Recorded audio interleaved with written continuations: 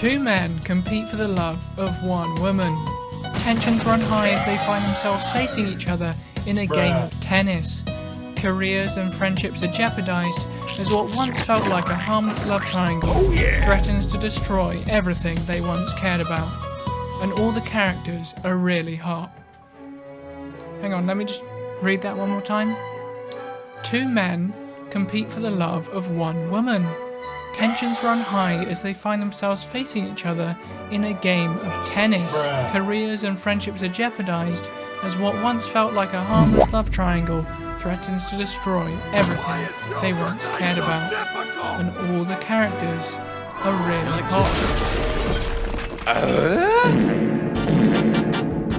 Now, if you're sitting there having not watched Challengers before, wondering if you're going to understand this video, honestly, it's fine, because you've seen the B movie.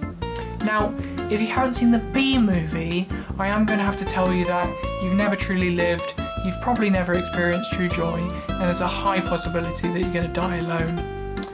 But don't worry about that, because it's time to introduce our characters.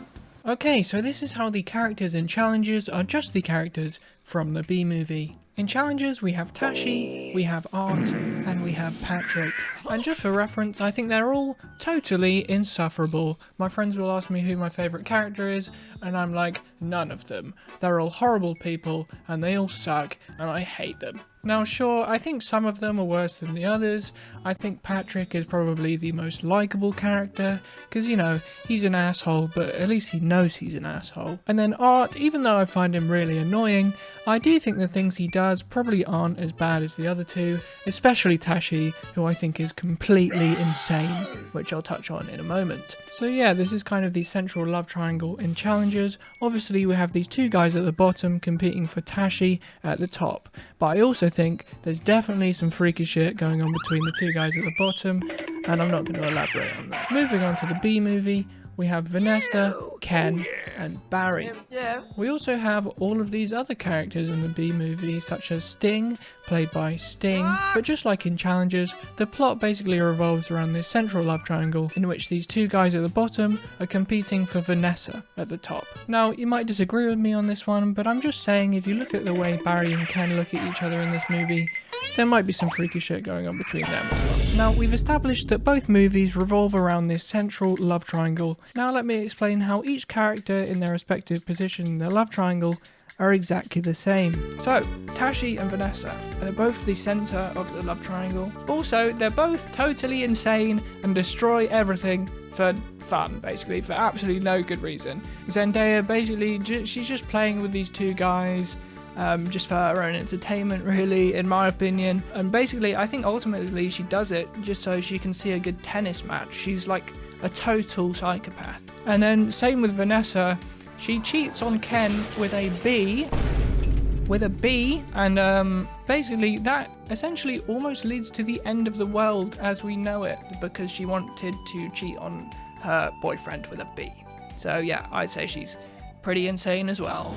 And then we have Art and Ken, who are also surprisingly very similar. Art likes tennis, so does Ken, but they also just both get pretty much emotionally tortured, and everyone hates them for no reason throughout the whole movie. Ken's also played by Patrick Warburton, who's Joe Swanson in Family Guy. Hey Peter, they put me in an animated movie about bees. How should I start it? You like Jane? Yeah, and then finally we have Patrick and Barry. I just think they give off exactly the same aura. The most obvious thing about them, which makes them so similar, is that they will do anything, absolutely anything, to avoid getting a job. Patrick says it himself, like, Hitting a ball with a racket is a great way to avoid having a job. yeah, and then Barry obviously does exactly the same thing. You know, his whole motivation for ever even leaving the hive is because he didn't want to get a job. He didn't want to just sit at home and, you know, pick the crud out of the honey or whatever. He wanted to go out there in the world. And that's his whole thing. That's the whole reason he meets Vanessa, because he doesn't want to get a job. Also, they're both slimy little freaks, okay? They are. They're slimy little freaks, both of them. Patrick goes on Tinder just to match with someone so he has somewhere to sleep that night, which is crazy. And Barry actually is a little known fact, but Barry actually does exactly the same thing. But of course, instead of Tinder, he uses Bumble. You like jazz music? You sexy little milk. Oh, but the B movie isn't even about relationships. It's a social commentary about environmentalism and capitalism. Shut up. They're about the same thing. See, we were just talking about environmentalism, right? Well, maybe you could say that it's about our relationship with the environment. Same movie. Also, in a B movie, they play tennis. In fact, the movie poster for a B movie has tennis on it. Like, it's basically a movie centered around tennis. Same movie. And if you look at the cinematography in both films, when they're filming tennis, the camera tracks Barry as he's being hit on the ball. Same thing in Challengers, with that thing where they follow the ball as it goes over the net. They 100% were either inspired by or they just straight up ripped off the B movie. And either way, the director of photography definitely watched the B movie and was like, I'm using that. Same movie. You sexy little thing. Both films bring up the question of morality. In Challengers, you're constantly made to question what is right and wrong. Is Patrick just a slimy little freak who never truly loved Tashi? Or is Art the real slimy little freak who waited for his best friend to fumble so he could worm his way in? Oh yeah! Meanwhile, in the B movie, it seems so obvious that Barry is the good guy. Ken's surely just a complete asshole with no redeeming qualities, right? Well, I think there's an argument to be made that he's reacting pretty reasonably to the situation at hand. His girlfriend is cheating on him with a literal talking bee. You know, imagine you come home from work one day and sitting in your seat is a tiny little bee having a romantic dinner with your girlfriend, and he's sitting there all smug like, eating his tiny little food with his tiny little knife and fork, acting like he's the bigger man. And that wouldn't be good, would it?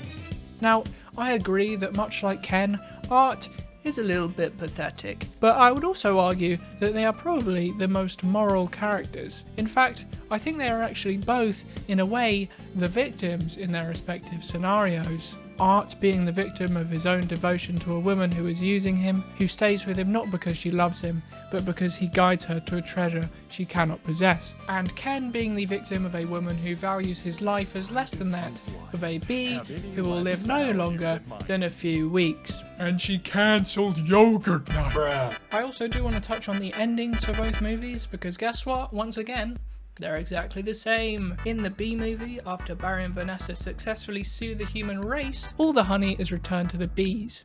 And now they have so much honey that they all retire, they stop pollinating, and the world ends and everyone dies.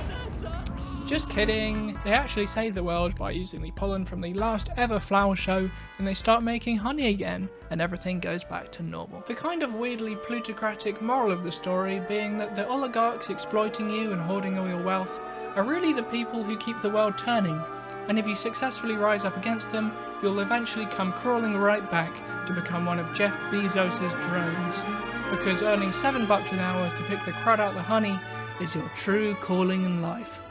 Or something. In the B movie, Barry and Vanessa obviously end up together in the end, so a happy ending, right? Well, until you realise that bees only live a couple of months, so a few weeks later when Barry pops his clogs, Vanessa will be sat there wondering whether cheating on her partner with an insect and jeopardising the future of the human race in the process was really the better option to yogurt night. Now, the challenge's ending is all very complicated, so I'll try and go over it as swiftly as possible. Tashi gives Art an ultimatum and says she'll leave him if he doesn't beat Patrick in the Challenger. She then meets Patrick, asks him to lose on purpose, and then cheats on Art with him in the car anyway. The game is all very intense and stuff, then at the end Patrick uses this secret code to communicate to Art that he slept with Tashi by touching the ball to the neck of his racket. So that kind of flips the whole thing on its head, because now it's like, damn, does Art really want to stay with someone who cheated on him? Is Art gonna lose on purpose now? There's a lot of different interpretations of the ending. Basically, it all builds up to this tiebreaker.